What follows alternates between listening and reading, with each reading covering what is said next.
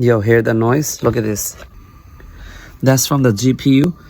This is my setup, obviously.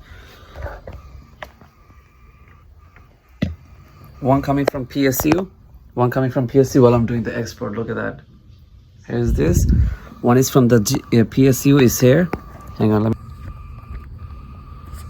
PSU's noise.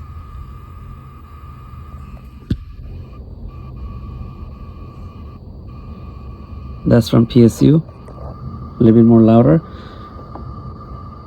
And this one's from GPU.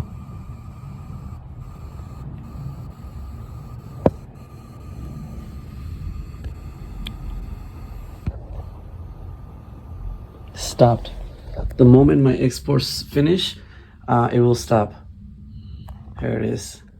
Now, another hint I want to give you is also on your power supply. If you put your powerful PC on a power supply, not to the surge protector, but if you would have put that on the battery protector, on the other second one, I think, second one facing this way, when you do export, and if your PSU, if the battery backup is not powerful enough, it will start making a noise every time you press export, because export time GPU use the most resource.